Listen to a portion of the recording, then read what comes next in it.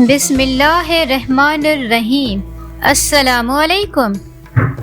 تورات کے ایک عالم جس کا نام مضر تھا، ایک مرتبہ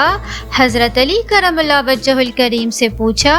میرے چند سوالوں کا جواب دیں۔ حضرت علی کرم اللہ وجہہ الکریم نے فرمایا، پوچھو، کیا پوچھتے ہو؟ اس نے پوچھا، بتائیے وہ کون سا مرد ہے جس کی نہ ماں ہے نہ باپ ہے، اور وہ کون سی عورت ہے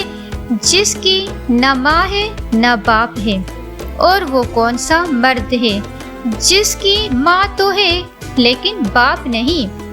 وہ کون سا پتھر ہے جس نے جانور جنا، اور وہ کون سی عورت ہے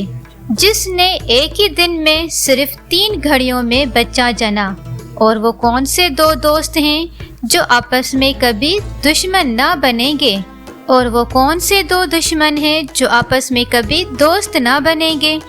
حضرت علی رضی اللہ تعالی عنہ نے فرمایا، لو سنو، وہ مرد جس کا نہ باپ ہے نہ ماں ہے وہ حضرت آدم علیہ السلام ہے، وہ مرد جس کی ماں ہے لیکن باپ نہیں حضرت عیسیٰ علیہ السلام ہے، وہ پتھر جس نے جانور جنا وہ پتھر ہے جس سے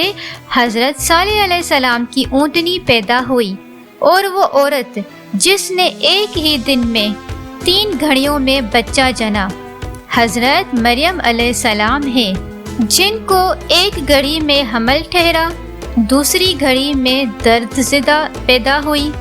اور تیسری گھڑی میں حضرت عیسیٰ علیہ السلام پیدا ہوئے، اور وہ دوست جو آپس میں کبھی دشمن نہ بنیں گے، روح اور جسم،